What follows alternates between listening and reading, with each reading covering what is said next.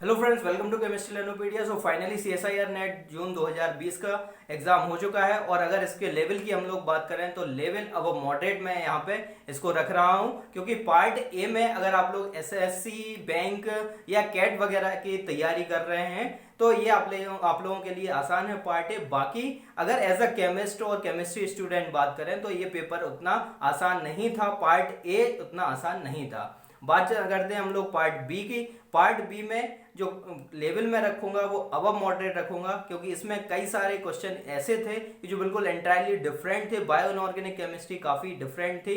और अगर हम लोग ए ब्लॉक एलिमेंट्स भी देखें तो ए ब्लॉक एलिमेंट्स में अभी तक जो प्रीवियस ईयर में पूछे गए थे वो बिल्कुल डायरेक्ट क्वेश्चन पूछे गए थे, एक्सेप्शन पूछे गए थे। और यहाँ पे इस बार बिल्कुल कैलकुलेटिव पोर्शन उन्होंने पूछ लिया था ए ब्लॉक एलिमेंट में। और इनऑर्गेनिक केमिस्ट्री है ये ए ब्लॉक एलिमेंट, तो काफी डिफरेंट था। बायो इनऑर्गेनिक डिफरेंट हो गया, ए ब्लॉक एलिमेंट्स में जो मैंने अभी तक बताया हुआ था ओवरऑल जो कॉन्सेप्ट थे वो सब वही लग रहे थे। लेकिन जो डिफरेंस ये था कि यहाँ पे आप लोगों को काफी कैलकुलेशन करनी पड़ रही थी। इनऑर्गेनिक में कुछ ऐसे पोर्शन थे और फिजिकल केमिस्ट्री भी काफी कैलकुलेटिव था, क्योंकि फिजिकल केमिस्ट्री में कुछ क्वेश्चन अगर पार्ट सी है तो इसमें काफी क्वेश्चन आसान भी थे, देखते ही साथ इनका आंसर हम लोग लगा दे रहे थे। लेकिन कुछ ऐसे भी थे जो काफी कैलकुलेटिव थे।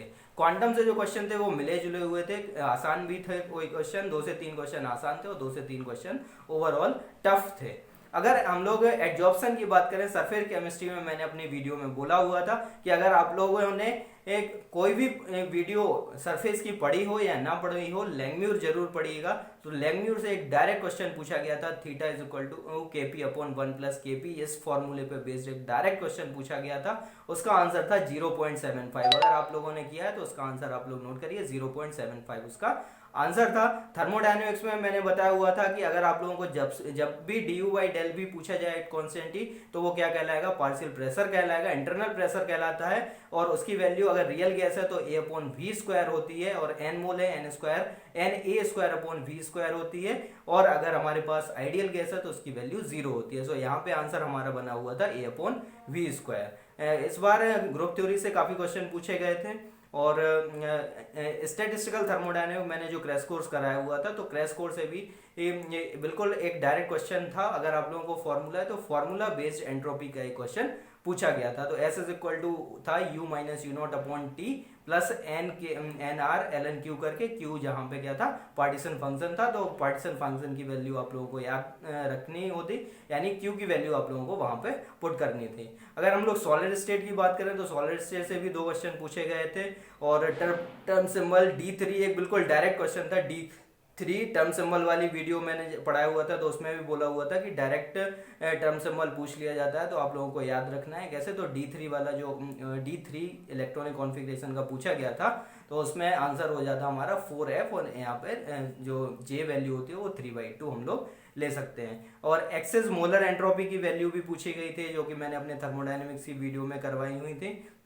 तो ओवरऑल अगर हम लोग देखें तो पार्ट सी को मैं मॉडरेट रख रहा हूँ, पार्ट बी को अबव मॉडरेट रख रहा हूँ और पार्ट ए को अबव मॉडरेट रख रहा हूँ। सो ओवरऑल अगर आप लोग कंबाइन करेंगे तो ये पेपर जो जा रहा है, लेवल जा रहा है पेपर का, वो अबव मॉडरेट जा रहा है। क्योंकि पार्ट ए में अगर आप लोग एसएससी बैंक की तैयारी कर रहे हैं, आप लोगों ने प्रैक्टिस की है, तो ये काफी आप लोगों को आसान था, लेकिन उतना आसान ये नहीं था। सो ओवरऑल क्या हो गया, जो पेपर का लेवल है वो अबव मॉडरेट है। अब हम लोग एक्सपेक्टेड कट ऑफ की बात कर लेते हैं। तो जो एक्सपेक्टेड कट ऑफ है तो CSIR JRF वालों के लिए जो कट ऑफ है वो 97.5 से लेके 107.5 है फॉर जनरल। और EWS के लिए 92.5 से लेके 99.5 तक हो सकता है।